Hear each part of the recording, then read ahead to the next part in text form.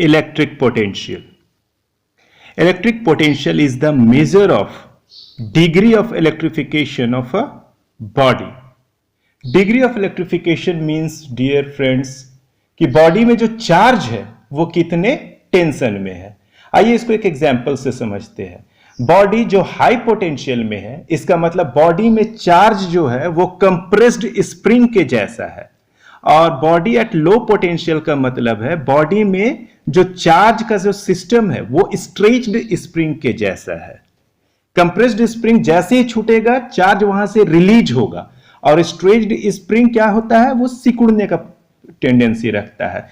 मतलब यह कहा जा सकता है कि इलेक्ट्रिक पोटेंशियल जो है इलेक्ट्रिक चार्ज के फ्लो का डायरेक्शन बतलाता है. Charge always flows from higher potential to lower potential.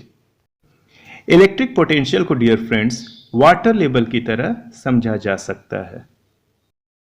तो पोटेंशियल के बारे में और जानकारी लेने के लिए चलिए वीडियो को शुरू करते हैं.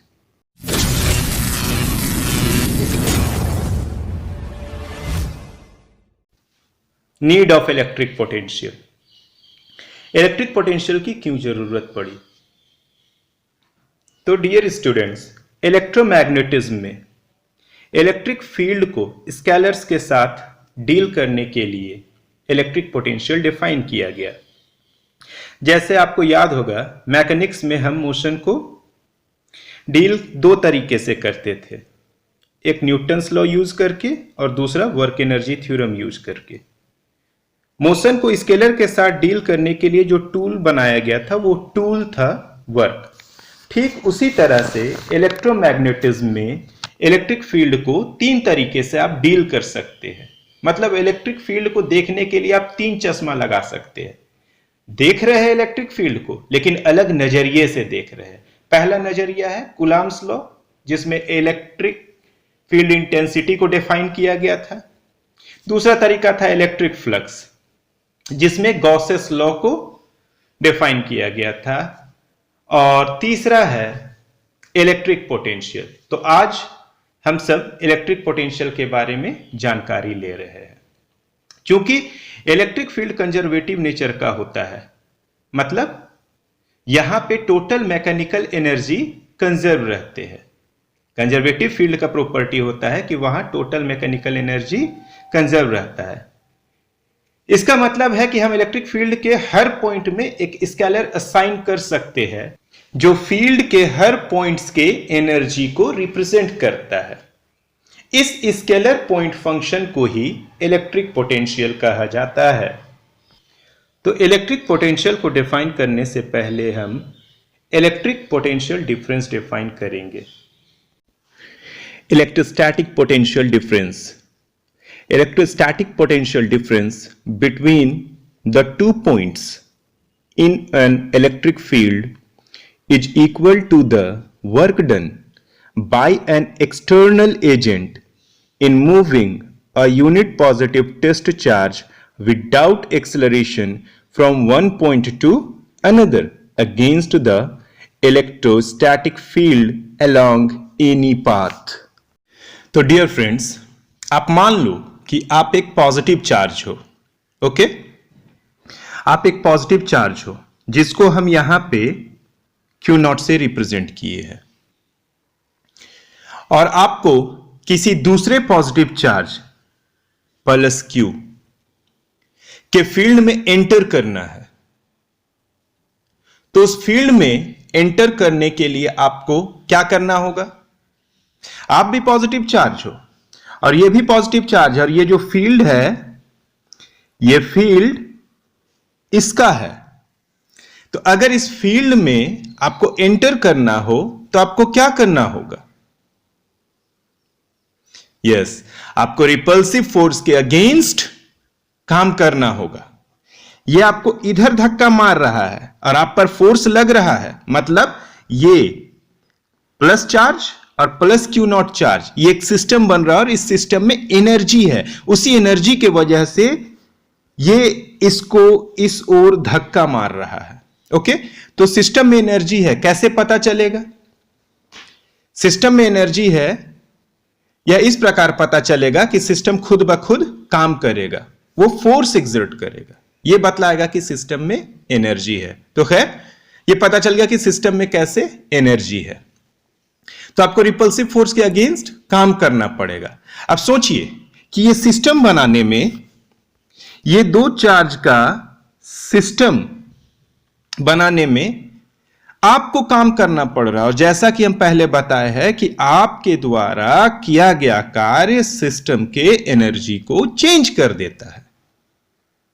आप अपने आप को चार्ज कंसीडर कीजिए, या आप अपने पॉकेट में एक स्ट्रॉन्ग पॉजिटिव चार्ज लेके घूमिए और ये भी एक स्ट्रॉन्ग चार्ज है, दोनों एक दूसरे पर रिपल्सिव फोर्स एग्जर्ट करेगा, ये हम जान चुके हैं, जो कि पॉजिटिव नेचर का है। नेगेटिव नेचर का है तो भी ये अट्रैक्ट आपको करेगा, वो फर्क नहीं पड़ता, फोर्स लग रहा मतलब सिस्टम में एनर्जी है। तो एक इलेक्ट्रिक चार्ज किसी इलेक्ट्रिक फील्ड में अपने आप मूव नहीं करता है। इलेक्ट्रिक चार्ज को इलेक्ट्रिक फील्ड में मूव कराने के लिए काम करना पड़ता है, और हम जान रहे हैं कि इलेक्ट्रिक फील्ड कंजर्वेटिव फील्ड है, यानी उस पर जो इलेक्ट्रिक फोर्स लग रहा है वो कंजर्वेटिव नेचर का है, और कंजर्वेटिव फोर्स द्वारा किया गया काम सिस्टम के पोटेंशियल एनर्जी में चेंज लाता है। कंजर्वेटिव फोर्स यानी इलेक्ट्रिक फोर्स द्वारा किया गया काम सिस्टम के पोटेंशियल एनर्जी में नेगेटिव चेंज लाता है, यह हम जान चुके हैं। अब यहां पर डेफिनेशन में हमने लिखा है विदाउट एक्सेलरेशन। विदाउट एक्सेलरेशन, देखिए अगर चार्ज एक्सेलरेट होता है तो क्या होता है, जैसे अब आप चार्ज को इलेक्ट्रिक फील्ड में मूव कराने के लिए आपको काम करना पड़ रहा है। ये F एक्सटर्नल आप फोर्स एग्जर्ट करें, काम करने का मतलब फोर्स लगेगा, डिस्प्लेसमेंट होगा, फोर्स भी लग रहा है, डिस्प्लेसमेंट भी हो रहा है ना। अब यहां पर सवाल उठता विदाउट एक्सेलरेशन क्यों।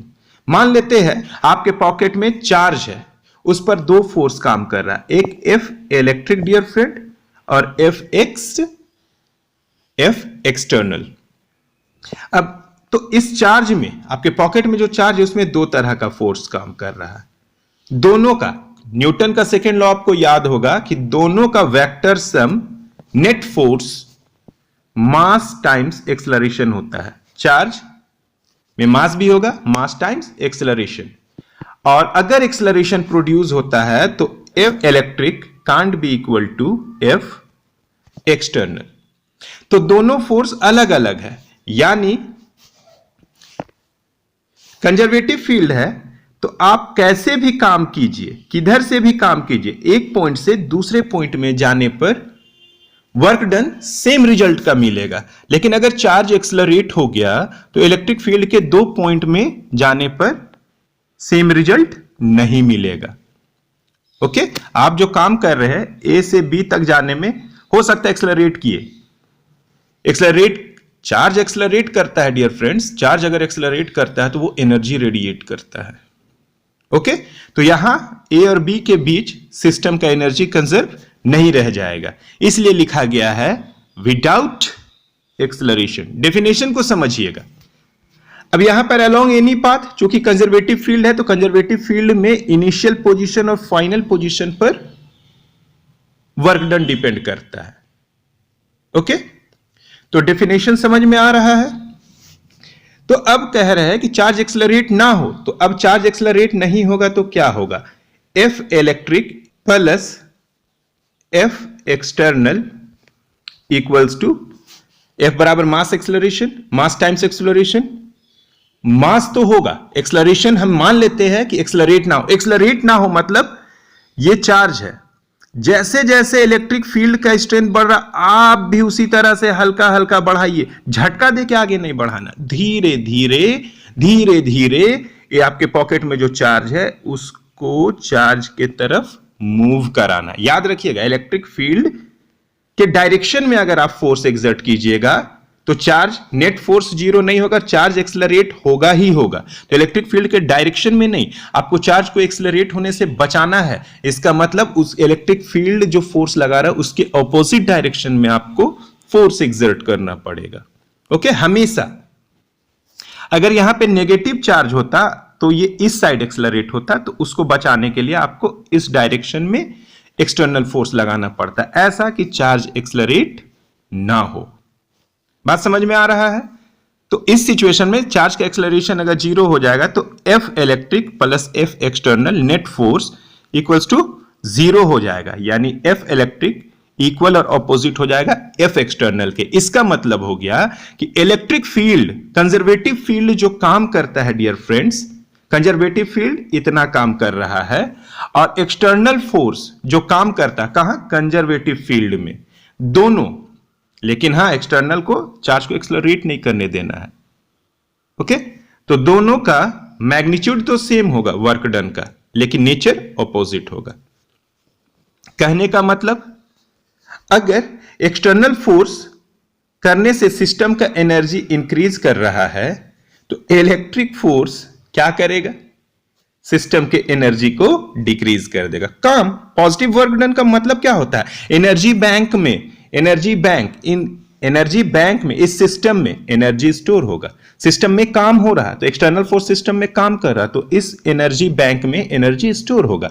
और इलेक्ट्रिक फील्ड ऑपोजिट काम कर रहा है, मतलब नेगेटिव वर्क डन कर रहा है, यानी एनर्जी ए रिलीज होगा। तो ए से बी तक जाने में एनर्जी सिस्टम का इंक्रीज कर जाएगा, स्प्रिंग और दब जाएगा। मान लीजिए एक सिस्टम है, ये स्प्रिंग ही तो है, यहां से यहां स्प्रिंग दबा हुआ है, फील्ड में है तो स्प्रिंग दबा हुआ है, ये और नजदीक जाएगा तो स्प्रिंग और दबेगा, एकदम पूरा टेंशन में आ जाएगा। और हम बता चुके हैं कि पोटेंशियल किस चीज का मेजर है, टेंशन का। ओके, तो आई थिंक आपको यहां तक समझ में आ गया होगा। तो इसी को डिफाइन किया गया है कि एक्सटर्नल फोर्स कितना काम करता है, चार्ज एक्सेलरेट नहीं होगा तो इलेक्ट्रिक फोर्स कितना लग रहा है चार्ज में वो निकाल लेंगे। क्या ए पॉइंट पर है, यहां पर इलेक्ट्रिक फील्ड स्ट्रेंथ E है तो इस पर लगने वाला electric force plus Q not E है। तो इलेक्ट्रिक फोर्स हम निकाल सकते हैं और वर्क डन हम कर लेंगे। चार्ज एक्सेलरेट नहीं होगा तो एक्सटर्नल फोर्स कितना लगेगा, F एक्सटर्नल, इलेक्ट्रिक फोर्स का इक्वल और ऑपोजिट है माइनस Q नॉट E। तो एक्सटर्नल फोर्स इस फॉर्मूला से कैलकुलेट हो जाएगा, मैग्नीट्यूड ऑफ चार्ज और इलेक्ट्रिक फील्ड का डायरेक्शन एक्सटर्नल फोर्स दे देगा, तो उससे पता चल जाएगा। और एक्सटर्नल फोर्स आप चार्ज को कितना डिस्प्लेस किए पता चल जाए तो उससे वर्क डन हो जाएगा। वो काम ही सिस्टम में पोटेंशियल एनर्जी के रूप में स्टोर हो गया। अब यहां पर समझना है कि ये तो हो गया कि वर्क डन हुआ तो पोटेंशियल एनर्जी चेंज आया। अब चार्ज का मैग्नीट्यूड अलग अलग है तो ए से बी तक जाने में अलग अलग एनर्जी चेंज आएगा।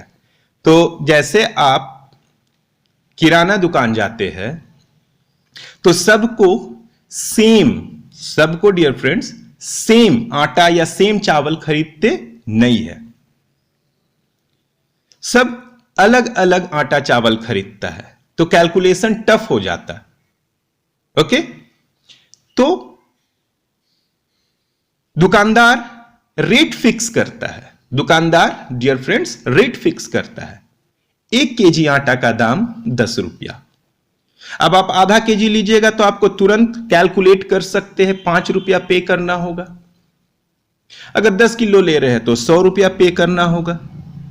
समझ में आ रहा है? तो उसी तरह से हमने यह डिफाइन किया है, तो हमने इसके लिए भी रेट फिक्स कर दिया कि कितना चार्ज का सिस्टम का अलग अलग चार्ज होगा, जो Q नॉट चार्ज है वो अलग होगा, कभी 5 कूलाम का होगा, कभी 10 कूलाम का होगा, कभी कुछ, मतलब समझिए अलग अलग का होगा। तो अलग अलग वर्क डन होगा, चार्ज का स्ट्रेंथ अलग अलग है तो फोर्स तो डिपेंड करता है चार्ज पर भी। तो कह दिया गया कि हम रेट फिक्स कर दे रहे हैं। इलेक्ट्रिक फील्ड के एक पॉइंट से दूसरे पॉइंट में अगर 1 कूलाम चार्ज मूव कर रहा है तो उसको हम पोटेंशियल डिफरेंस नाम देंगे। और पोटेंशियल डिफरेंस का मतलब क्या होता है dear friends, final minus initial. Charge कहां पे गया तो बी पर गया, वहां पर का पोटेंशियल, ओके, और ए पर था वहां पर का पोटेंशियल एनर्जी का डिफरेंस। यहां पर जो एनर्जी है और यहां पर जो एनर्जी था उसका डिफरेंस क्या कहलाएगा, पोटेंशियल डिफरेंस। ओके, तो पोटेंशियल डिफरेंस ये हो गया। अब इससे पता चल गया कि work external minus minus cut गया, चेंज इन पोटेंशियल एनर्जी। तो पोटेंशियल डिफरेंस एक्चुअल में है क्या? Unit positive test charge electric field के किसी पॉइंट से किसी दूसरे पॉइंट तक जाता है। यूनिट पॉजिटिव चार्ज जब इलेक्ट्रिक फील्ड के किसी एक पॉइंट से दूसरे पॉइंट में जाता है तो एनर्जी में कितना चेंज आएगा, वो चेंज इन एनर्जी ही क्या कहलाता है? उन दो पॉइंट के बीच का पोटेंशियल डिफरेंस। ऑल्सो ऊपर हम लोग डिस्कस कर चुके हैं, change in potential energy negative of work done by conservative force. Okay, तो पोटेंशियल डिफरेंस ऐसे भी डिफाइन हो सकता है, इलेक्ट्रिक फोर्स के द्वारा किया गया काम, तो electric force negative work done कर रहा है, divided by q naught. Dear students, potential difference दो पॉइंट के इलेक्ट्रिक फील्ड के दो पॉइंट के बीच डिफाइन किया जाता है। ओके, तो पोटेंशियल डिफरेंस बराबर क्या होता है dear friends? Potential difference between A and B is work done per unit charge. Work done का एसआई यूनिट जूल और चार्ज का एसआई यूनिट कूलाम। तो एसआई यूनिट हो गया joule per coulomb. Joule per coulomb को volt भी कहा जाता है। डायमेंशनल फॉर्मूला होता है ml square t minus 3 a minus 1। Okay, work आप बैठाइए ml square t minus 2 divided bye coulomb का at। अब सॉल्व कर दीजिए ml square as it is t minus 2 और t ऊपर जाके माइनस 1, t माइनस 3 और a माइनस 1। ओके, ये डायमेंशनल फॉर्मूला। अब दो पॉइंट के बीच पोटेंशियल डिफरेंस डेल्टा वी है। इसका क्या मतलब है? इलेक्ट्रिक फील्ड में दो पॉइंट है, उसके बीच का electric potential difference delta we है। इसका क्या मतलब है? इसका मतलब है कि एक कूलाम चार्ज को यहां से यहां तक पहुंचाने में डेल्टा भी जूल काम होगा। ओके, एक कूलाम चार्ज को एक बिंदु से दूसरे बिंदु तक मूव कराने में डेल्टा वी वर्क डन होगा। तो दो कूलाम को मूव कराने में 2 डेल्टा वी, 3 कूलाम को मूव कराने में 3 डेल्टा वी। तो अगर उन्हीं दो पॉइंट के बीच Q कूलाम को मूव कराया जाए तो कितना वर्क डन होगा? तो Q डेल्टा V। तो अब जैसे इलेक्ट्रिक फील्ड इंटेंसिटी हम निकाले थे और बतलाए थे कि किसी पॉइंट पर अगर हम जान जाए कि इलेक्ट्रिक फील्ड इंटेंसिटी E है, ओके, किसी पॉइंट पर अगर हम जान जाए कि उस पॉइंट पर इलेक्ट्रिक फील्ड इंटेंसिटी E है, तो उस पर अगर Q नॉट कूलाम चार्ज आएगा तो उस पर फोर्स लगेगा Q not E।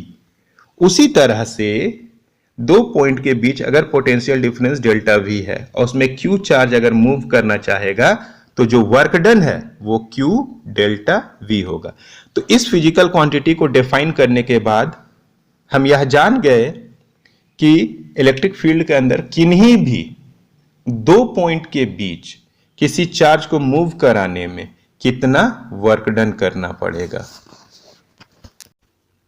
Electrostatic potential.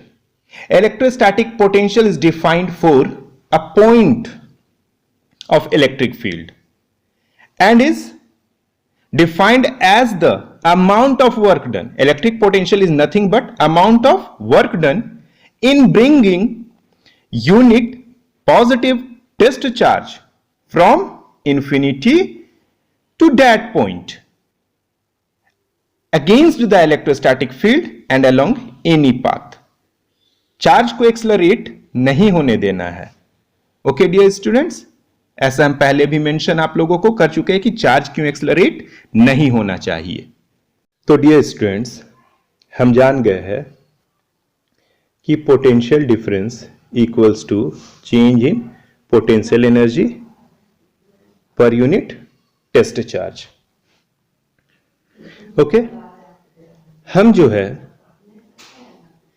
किसी पॉइंट पर पोटेंशियल एनर्जी को कैलकुलेट नहीं कर पाएंगे। कंजर्वेटिव फील्ड के किसी पॉइंट पर अगर आपको कहा जाए कि आप इस पॉइंट पर पोटेंशियल एनर्जी को कैलकुलेट कीजिए,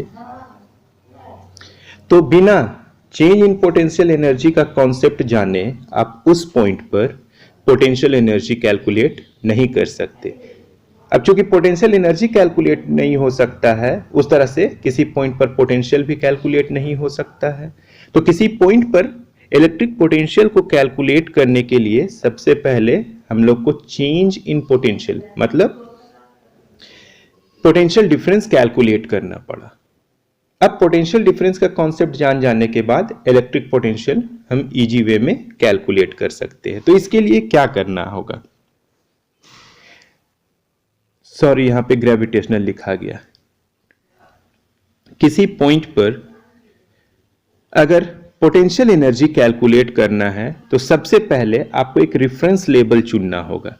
रेफरेंस लेवल बोले तो वैसा जगह जहां पर सिस्टम कुछ काम नहीं कर पा रहा, मतलब सिस्टम में जो एनर्जी स्टोर होता है वो जीरो है।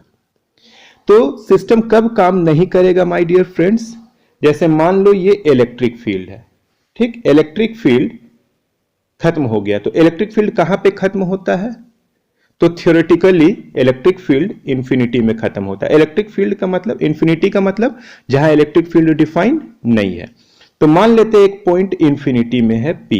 इंफिनिटी में एक पॉइंट क्या है डियर स्टूडेंट्स, P है। अब P पर अगर हम कोई चार्ज प्लस Q नॉट रखते हैं तो इस पर कितना फोर्स लगेगा, इस चार्ज Q के द्वारा। तो माय डियर फ्रेंड्स ये चार्ज Q इस पर कोई फोर्स एक्सर्ट नहीं करने वाला, बिकॉज ये इसके फील्ड के बाहर है, मतलब इस सिस्टम का एनर्जी जीरो हो गया। इसी वजह से कहा जाता है इस केस में आप क्या ले लीजिए, इंफिनिटी। क्यों, क्योंकि थ्योरेटिकली इंफिनिटी क्या है, एक सिंबल है जो बतलाता है नॉट डिफाइंड। इलेक्ट्रिक फील्ड उस जगह पे डिफाइंड नहीं है, किसका, प्लस Q चार्ज का इलेक्ट्रिक फील्ड वहां पे डिफाइंड नहीं है। प्लस Q चार्ज इस पर फोर्स एक्सर्ट नहीं कर पाएगा, और जब फोर्स ही नहीं लग रहा है मतलब सिस्टम के पास एनर्जी नहीं है। तो हम क्या देखें कि जब टेस्ट चार्ज इंफिनिटी में होगा तो सिस्टम, ये जो चार्ज सिस्टम है, इस चार्ज सिस्टम के पास एनर्जी नहीं रहेगा।